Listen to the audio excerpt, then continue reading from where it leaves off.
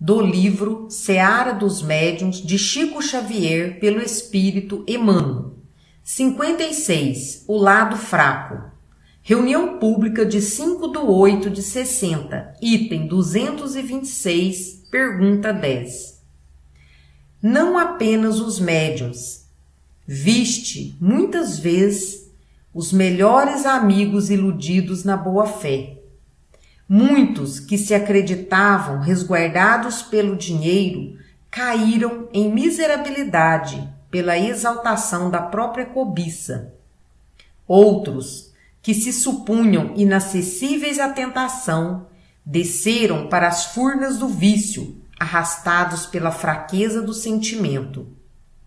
Grandes inteligências, categorizadas por infalíveis, rolaram na lama por se haverem levantado em pedestais de orgulho. Criaturas que consideravas como sendo poemas de beleza sublime, desfiguraram-se à pressa, mostrando máscaras de agonia pelo abuso de prazer. Pregadores do heroísmo social e doméstico acabaram no suicídio, escorregando na vaidade. Nobres tarefeiros do progresso pararam a máquina da própria ação em meio do caminho, corroídos pelo desânimo. Ninguém existe no mundo invulnerável ao erro. Todos nós, encarnados e desencarnados, em aprimoramento na Terra, somos sujeitos à ilusão pelos pontos frágeis que apresentemos na construção dos próprios valores para a vida maior. Em várias circunstâncias, enganamo-nos todos em matéria de posse, em problemas de família, em questões de influência, em convites do sexo, em apelos a honrarias ou em assuntos que se referem à preservação de nosso conforto.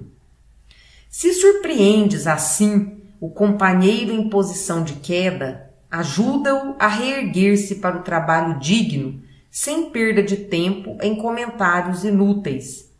Se a natureza da falta te parece tão grave que te sentes inclinado à condenação dele, entra no mundo de ti mesmo e pede a Deus que te ilumine a alma.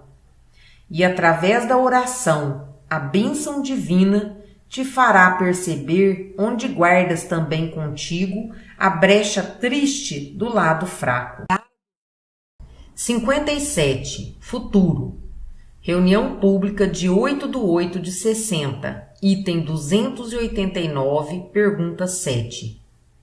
Se pesquisas praticamente o futuro, contempla a faixa de terra que o abandono confiou à secura. Se não lhe estendes braços amigos, podes perfeitamente vaticinar-lhe o amanhã, porque o amanhã, para todo solo relegado ao desleixo, será sempre desolação. Mas se lhe buscas a água viva no próprio seio, removendo areia e detrito, ninguém consegue prever a excelência do oásis que se erguerá do deserto. Em verdade, toda a gente avalia com segurança o futuro do mal quando o mal é conservado. Entretanto, pessoa alguma conseguirá predizer toda a glória do bem quando o bem aparece. Transplantemos a imagem para o campo da vida. Se cultivas a intolerância, não precisas perguntar quanto à colheita de aversões que obterás fatalmente. Se estimas o abuso, não precisas recorrer aos decifradores da sorte para conhecer o desequilíbrio a que te projetas. Se foges ao dever que te cabe, não precisas inquirir adivinhadores para saber quanto doem as consequências da deserção. Se contrais uma dívida, não precisas ouvir revelações de outro mundo para reconhecer a obrigação de pagar. É possível tenhas contigo largo acervo de problemas trazidos do passado, no que se refere a moléstias e tentações, compromissos e provas. entre dificuldades da vida e lutas da parentela, porque aquilo que é agora representa aquilo que tem sido justamente até hoje.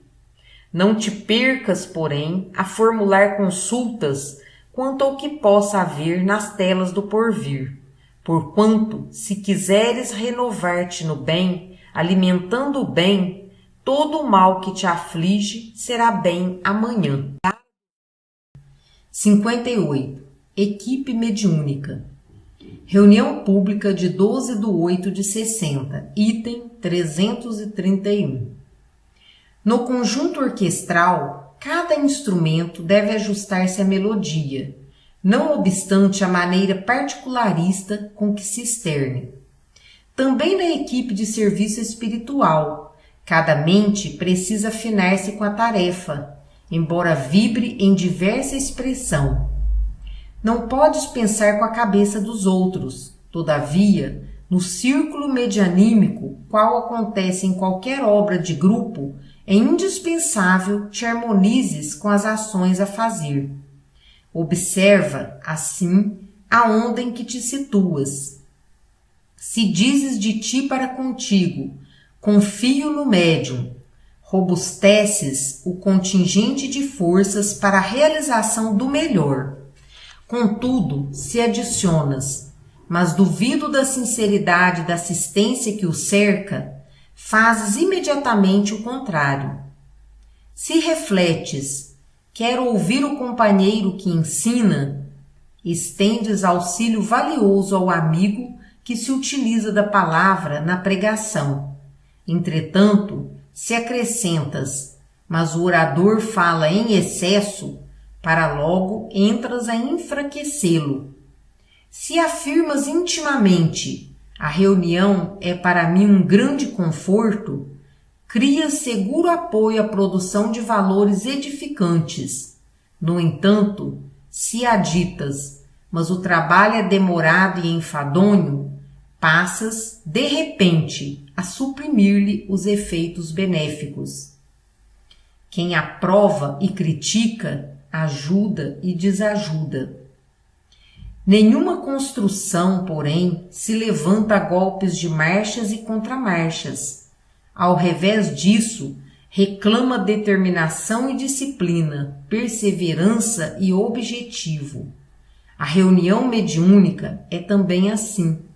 Se queres cooperar dentro dela, a fim de que produza frutos de ordem e elevação, consolo e ensinamento, repara, acima de tudo, a onda em que te colocas. 59. Revelações e preconceitos. Reunião pública de 15/8/60, item 301, pergunta 3. Inquires muita vez por que motivo os instrutores desencarnados silenciam determinados temas doutrinários em determinadas regiões.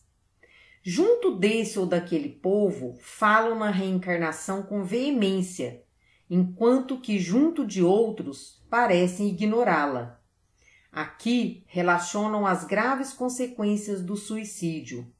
Adiante, como que apagam todas as referências em torno de semelhante calamidade, considerada ainda em certos agrupamentos raciais como ponto de honra.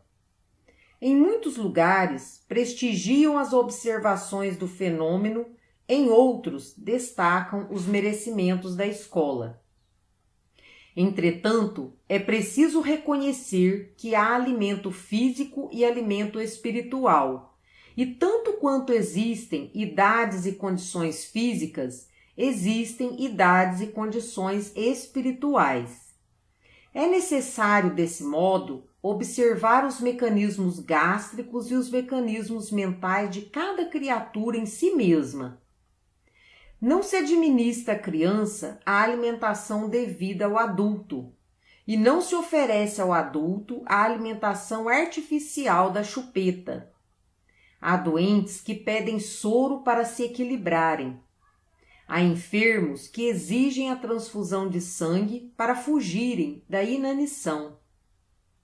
E em toda parte vemos pessoas que ainda não aprenderam a raciocinar por si mesmas, reclamando ideias àqueles que as dirigem, à maneira dos fetos que não podem manobrar os órgãos em formação, esperando sustento pela endosmose no claustro maternal em que se corporificam.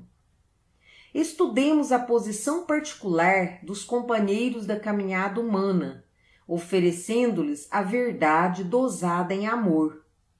A divina sabedoria não aprova princípios de violência. Os próprios pais da terra esperam compassivos pelo crescimento dos filhos, a fim de entregá-los às bênçãos da natureza, cada qual a seu tempo. Contudo, porque a vida nos trace a todos o claro dever da tolerância fraterna, ensinando-nos a respeitar os preconceitos dos outros, não temos a obrigação de adorar ou louvar, propagar ou seguir preconceito algum. 60. Problema contigo. Reunião pública de 19/8/60. Item 220, pergunta 14. Fugindo à mediunidade, muita gente acaba alegando: não suporto o labirinto de opiniões. A divergência está em toda parte. É muita exigência. Tentei, mas não pude. Não sou cobaia. Aguente quem quiser. Não quero complicações. É luta demais. E acrescenta: Deus não castiga. E não é por eu deixar a mediunidade que o mundo se tornará pior. Sim, o Criador não condena as criaturas, mas corrige as criaturas desajustadas por intermédio de suas leis. Ele é a sabedoria infinita e determina, através da cultura, o erguimento da escola em socorro aos analfabetos, mas não arranca as trevas do espírito quantos se acomodam nas furnas da ignorância. Ele é a bondade infinita e sugere, pela ciência, a formação do remédio que alivia os doentes, mas não retira a moléstia de quem persiste no abuso.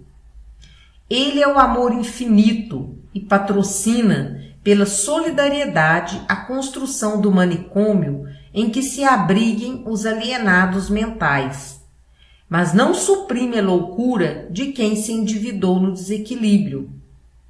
Ele é a compaixão infinita e estabelece, através do trabalho, os meios necessários à solução de todos os dissabores e obstáculos que se antepõem ao progresso e à tranquilidade do homem, mas não afasta a dificuldade de quem se entrega à preguiça. É assim que ele, na terra de hoje, promove, pela doutrina espírita, todos os recursos precisos a que te dediques com êxito à sagrada missão da mediunidade, em teu próprio favor, mas, se desertas da obrigação, o resultado de semelhante atitude é problema contigo.